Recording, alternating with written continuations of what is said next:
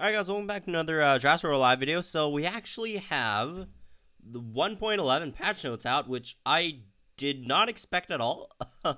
Honestly, I personally wasn't given a heads up, and I didn't think they'd drop it this early because they were just, throwing out a teaser today. I was like, usually, patch notes drop like 4 or 5 days or usually or a week after like your first teaser or whatever. But or at least first teaser of new creatures, right? But anyways, well, they dropped it, and let's check out what it's all about then. So, let's start with the first thing, contextual teams. Contextual teams. This is a lot of yada yada. Just basically, you could set different teams so you don't have to keep on switching between your dinos, between tournaments, between your regular PvP, between strike events, between campaign modes and all that stuff, between friendlies. You could you could just set a team for friendly, set a team for PvP, set a team for tournaments.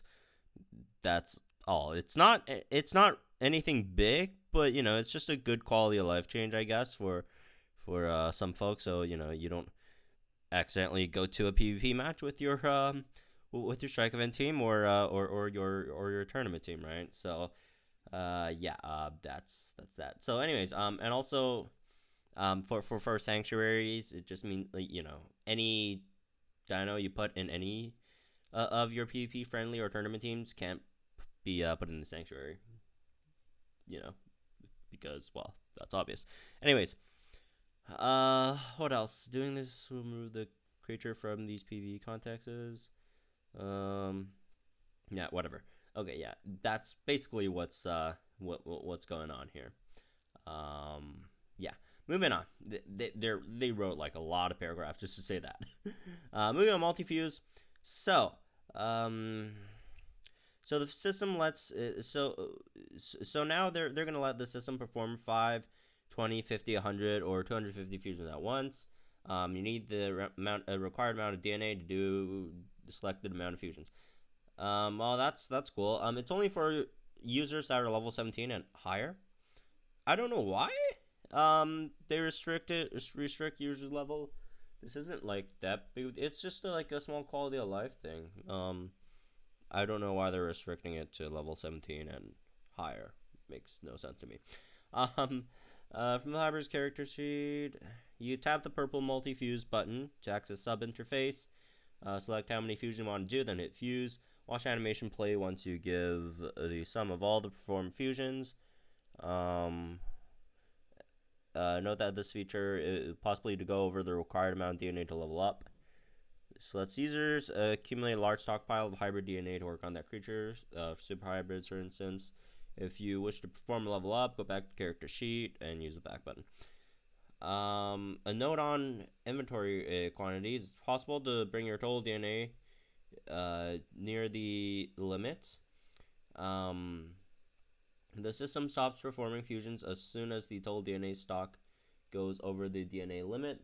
The currency costs DNA type 1, DNA type 2, and coins required to perform the operation that are displayed in their interface assume a full run of the selected amount of fusions. The system stops the multi-fusion batch midway because the limit is reached. Any fusions left to perform will not be performed, and associated resource will not be spent. Oh, that makes sense, I guess. So you just can't go over the level up limit, which I don't know why they're doing that, which kind of sucks. But then again, overall it's an improvement, but it would have been nice if they didn't had that limit. Not sure why they're doing that. Anyways, moving on.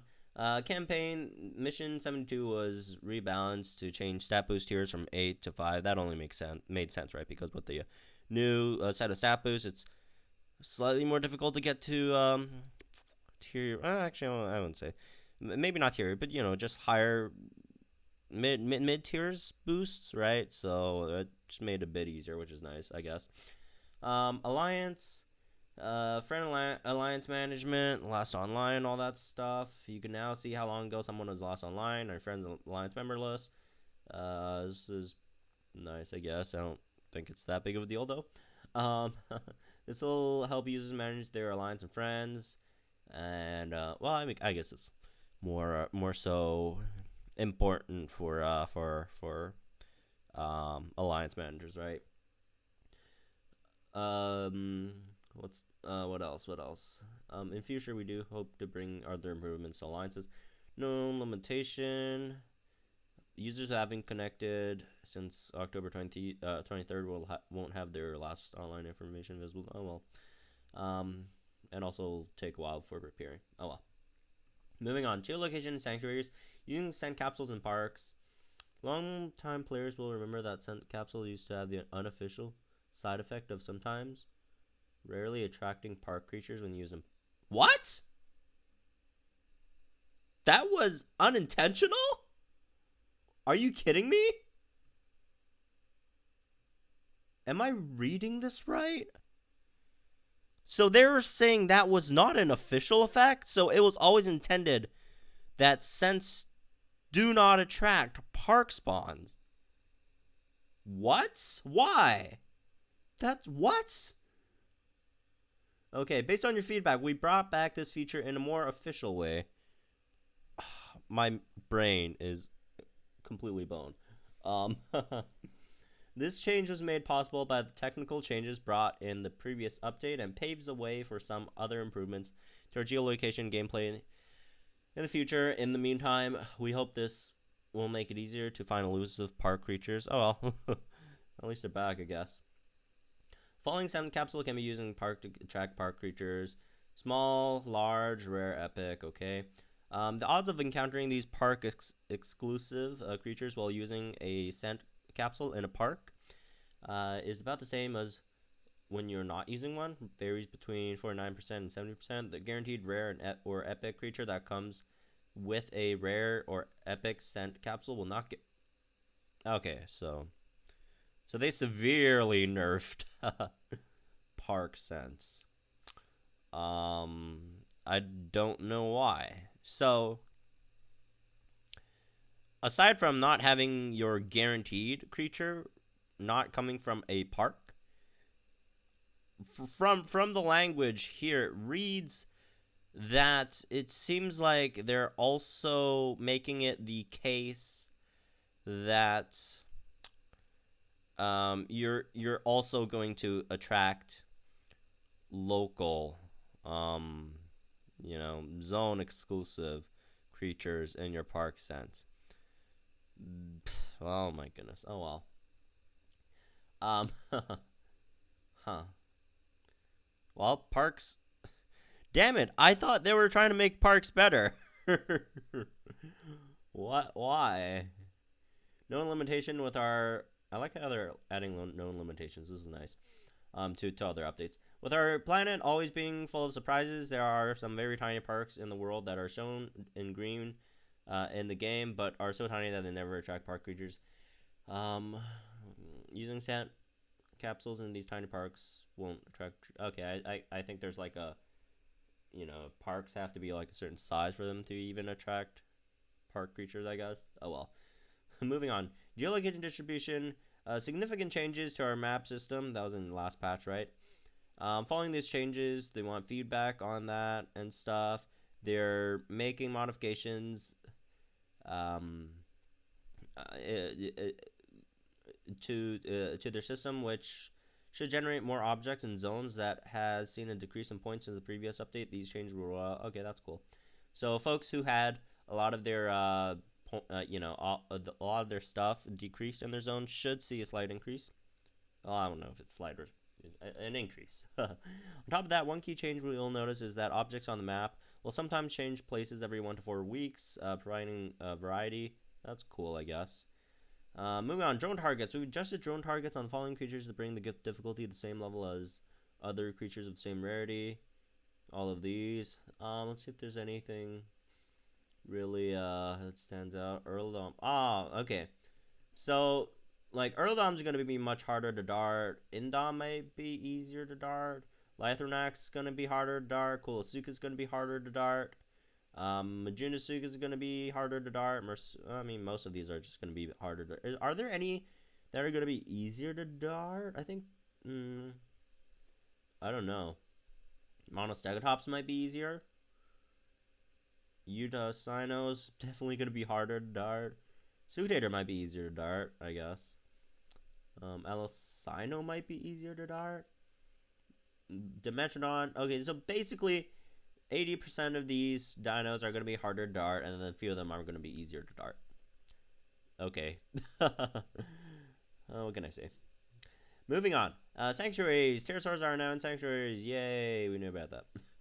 Moving on. Other improvements. When you're choosing your creature to place in sanctuary, the interface will now display the DNA bar. That's cool.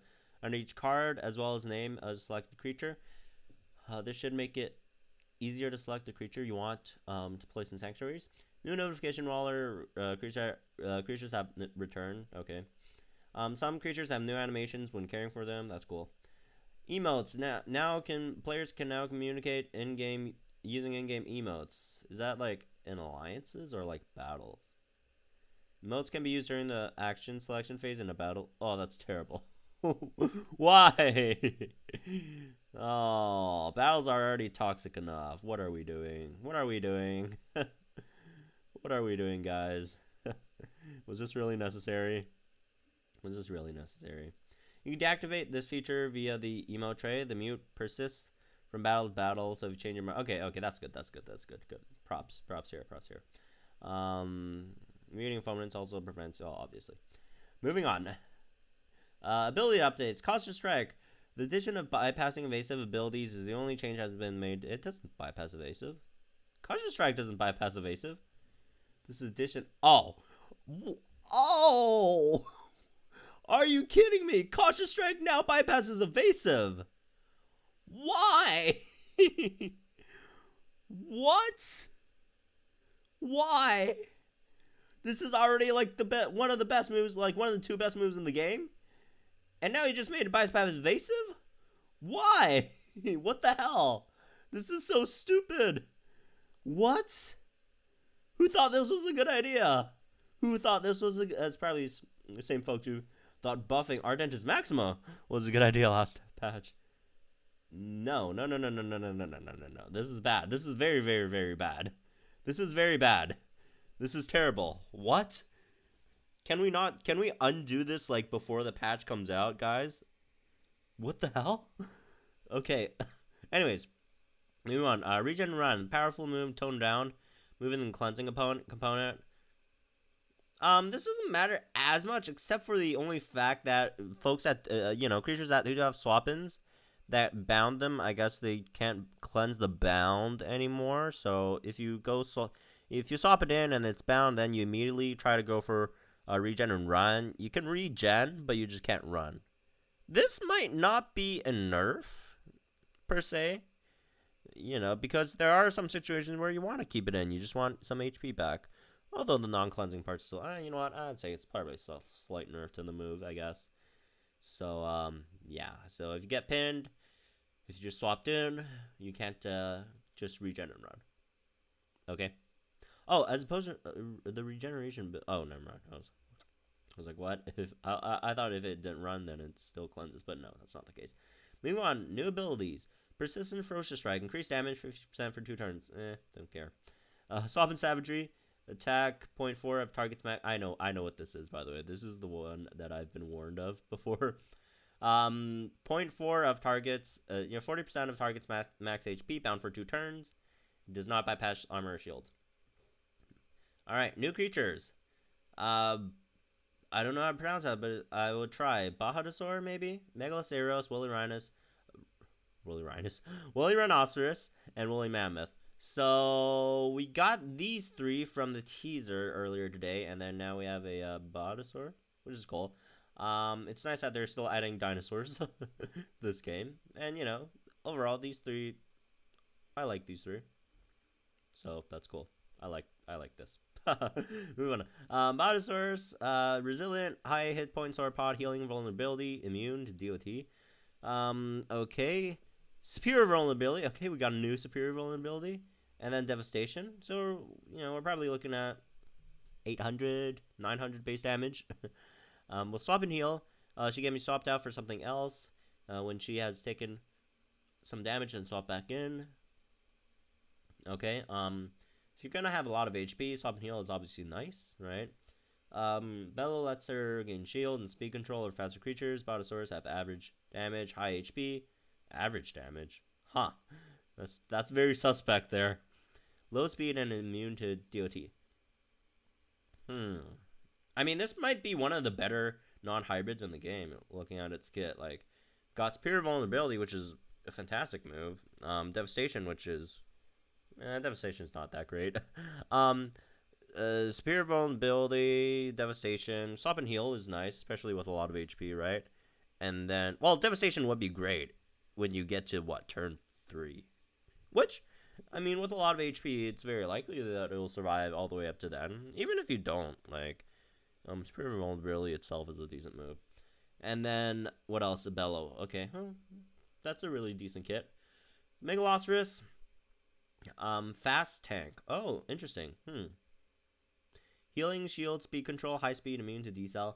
Giant Deer interposes its panish, whatever, in order to shielding. Hey, I called this one. I called this move. I called it shielding decel strike. With high speed and HP. Okay, I didn't expect the high HP, but I did expect the high speed, I guess. Swap and heal and dig in to heal up. Well, that's 2 healing moves. What the hell? For long-lasting speed control, it could use decel impact. To maintain the speed superiority for more than 1 turn. So as dig in, what? Dig in. Oh, shielding decel strike and decel impact. This is a weird set. We'll have to see. We'll have to see its stats to see how good it is. Honestly, didn't really say anything about its damage. I would assume it won't be too much then. I guess. Immune to decel, which is nice. Obviously, for someone that has speed control. Woolly Rhino, epic, resilient, anti-tank. Okay, well, anti-tank. Definite DOT armor, immune to DOT. So again, it's like the other rhinos, right? Kinda. Lethal wound, except that is lethal wound. High health, low speed, average attack. Definite lethal wound, definite rampage. Decel strike. And immune to damage over time. Okay, that's nice, right? In comparison, well, again, we'll have to see the stats to see how it fares against Brontolasmus, right? At the moment, I think Brontolasmus is probably better, but then again, you know, it's hard to tell. We don't know the stats yet. Woolly Mammoth, armor piercing, damage increase, shield, heal, speed control, immune to DOT. It has persistence ferocious strike. That's the 2-turn ferocious strike, right? It has high health, low speed, and higher than average attack. Oh, interesting. Woolly Mouth raises its trunk and releases Bellow. Okay, so that's Bellow. And armor piercing rampage. Okay. Immune to damage over time. So, ferocious, armor piercing rampage, Bellow. This doesn't look too strong, honestly, in comparison to the other ones. This might be the weakest one, but then again, we'll have to see its stats. At the moment, it doesn't seem that great in terms of the moveset. Okay, moving on. Hybrids. Aloraptor, Allergen 2 and Delta, known as Allergen 2 DNA. Aloraptor is a fast anti-tank creature that can use definite impact and rending takedown to deal with armored or shielding foes. Aloraptor has... Oh, that's not a lot of attack. What the hell? 3.68 health, 127... Oh, this looks trash so far. With Pounce and Distraction, it can take care of fierce creatures that aren't immune to Distraction. While its speed does not compete with most raptors. Aloraptor is at least immune to Decel. Delta special mobility trait emerges of the hybridization process as immune to swap invention. Huh. This doesn't look too great, honestly. Yeah, no, it doesn't. Aloraptor looks pretty bad. Bodtondon, whatever. Monoguandon. Oh no! Monoguandon has a hybrid now. Watch out. Monoguandon is an even better tank with the addition of Bottosaurus DNA. Trading among Guandon, stunning abilities for healing ones. Oh, huh. Okay, this is suspect. Gain swap and heal. Retains, regen, and run. I mean, swap and heal is really good. Oh my goodness. Holy crap. Swap and heal and regen and run? You can also bellow at the opponent. Immune to damage over time. Superior. Oh no! Here comes Bahadadon, or whatever the hell it's called. Bahatonodon? Bahadonodon. Watch out for Bahatonodon. Superior vulnerability. Devastation. Swap and heal, regen, and run. Holy crap. High health, average attack, low speed. Whoa. Oh my god. I can't wait to see this thing's stats. Holy crap. Moving on. Ilico Gamma, or whatever. Oh, it's weird. Oh, another Ilico hybrid, just what we needed. Jeez. Fusing Charlie and Ilico Gen 2. This creature remains as cunning as its moving on. Short of being stunned or taken out, and nothing can keep this thing at bay with its immune to swap prevention. Okay. That's a way to hype up immune to swap prevention, which isn't that great of a ability. Precise balance, rampage, and run. Ooh. Damn. D-Bill. Oh my god. What? Minimal speed up. Higher than average damage, lower than average health, and extreme speed. This, depending on what stats this has, this could be absolutely broken. It has two. This honestly, if the stats are really, really good, if it's like 1.6k base damage, or even 1.5, I guess, like what, 3000 HP and like 130/120 speed.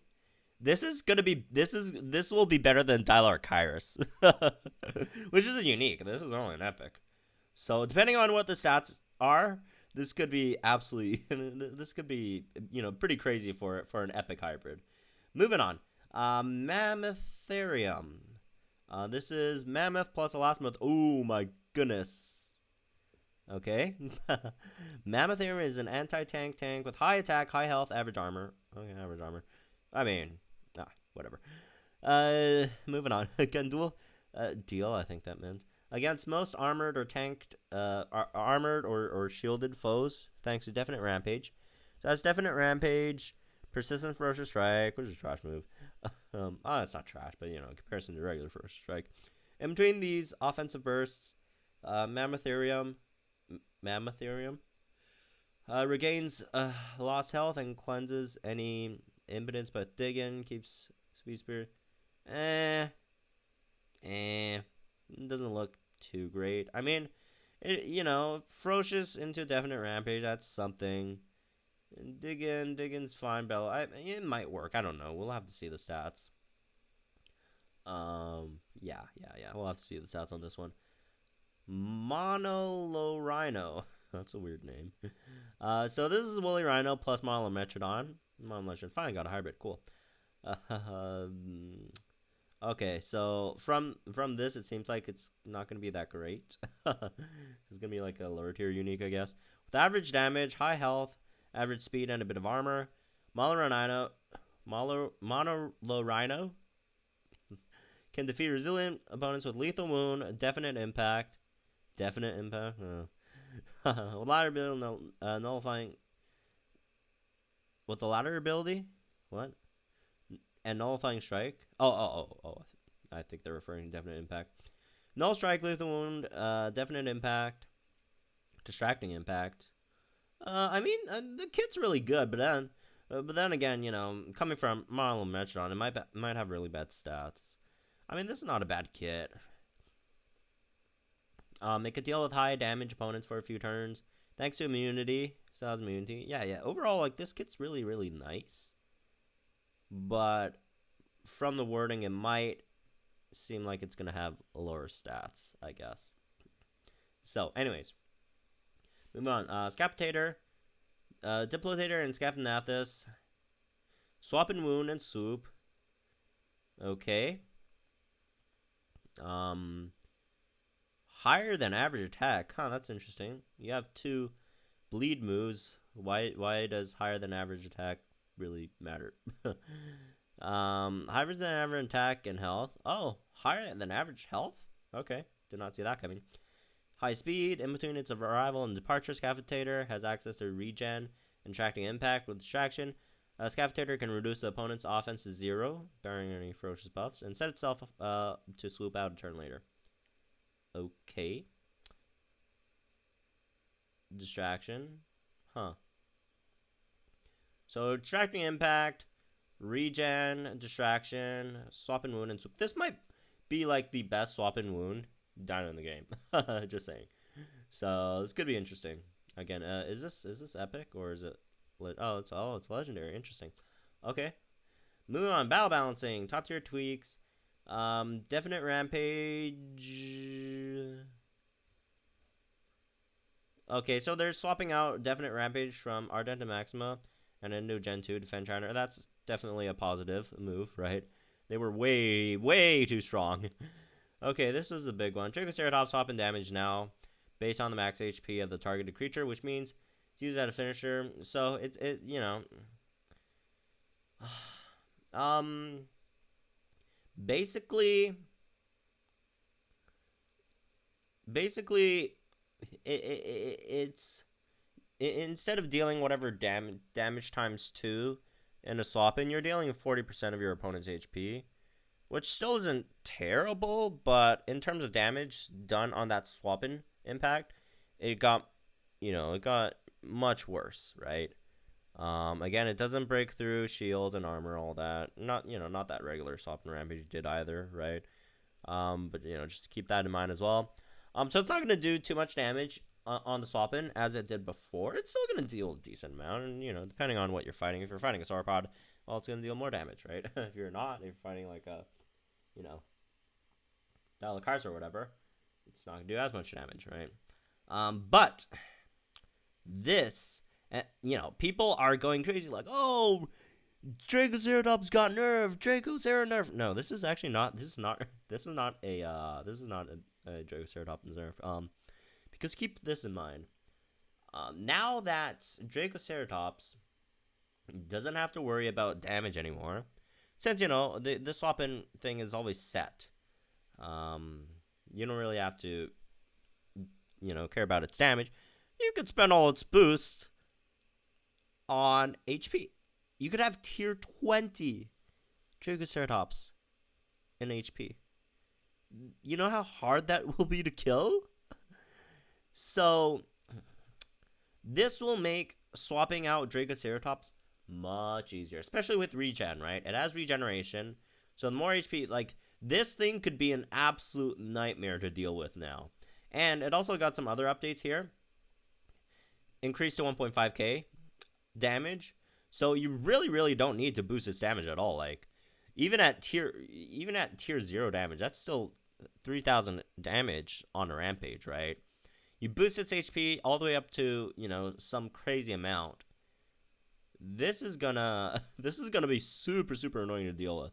Dracoceratops might be one of the more annoying creatures to deal with in the arena in the near future. This is gonna be super, super annoying to deal with. When people just start pumping into HP, right?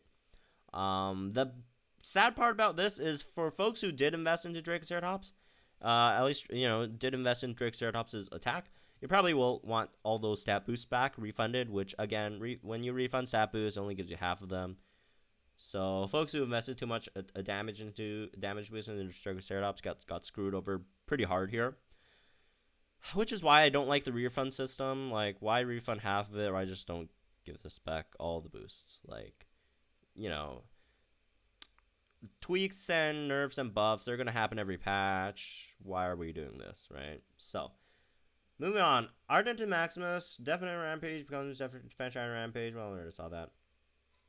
Interrupter Gen 2, Definite Rampage, Defense Rampage. Yeah. Cautious Strike is better. So, again, I don't know why they're doing the Cautious Strike thing. But slight nerf to Interrupter Gen 2 as well. Arden, Maximus, Endogen 2, Nerf, Dracoceratops. Some could say got better. Some could say, didn't change. It definitely, Dracoceratops definitely didn't get worse. Okay, it didn't get worse. Dracorex Gen 2, same instance here. Actually, this is actually a huge Dracorex Gen 2 buff, by the way. Actually, now that you think about it, it's actually a huge Dracorex Gen 2 buff. Moving on, some other stuff. Your connection is spotty for 2 seconds more. An icon appears on the center screen. The icon is moved when a good connectivity is reestablished. This is good. When you reconnect to a match, the mentioning of catch up to the present appears to show that we're replaying that match, and show that the user should not be entering any inputs at this time. Okay, this is good. This is good. This is good. Leaderboard, small improvements to leaderboard, make them easier to navigate, load faster, refresh faster. Okay, that's cool. Although I don't remember the last time I've ever checked the leaderboard for like any reason at all. You can now consult the leaderboard for a previous PvP season. Okay. Bug fixes. Okay, this is great. This is thank you. This is so annoying. This is. There are over 325 bugs fixed in the release. Oh, I was like, I thought it was this patch. But anyways. Oh, and it is in this patch. Wow. Great. VIP perks should always be granted. Yeah. This is super annoying. Sometimes the VIP thing would just disappear, even if you're a VIP. This is great. This is all great. Sending friendly battle requests should be more reliable. Yes. Fodder. Poke fodder. If he's still playing. This was super annoying for him. So hopefully this makes his life easier if he's still playing. I'm not sure. I'll have to check up on him. Disconnection should be handled better in game, particularly during battles. Haven't resolved all issues yet, but you'll see improvements. Great. Freeing computers should always now just yes, thank you. Rounding methods were inconsistent. Thank you.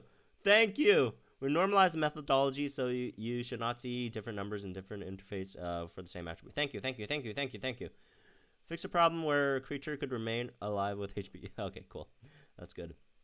So that's basically it. Just quick recap.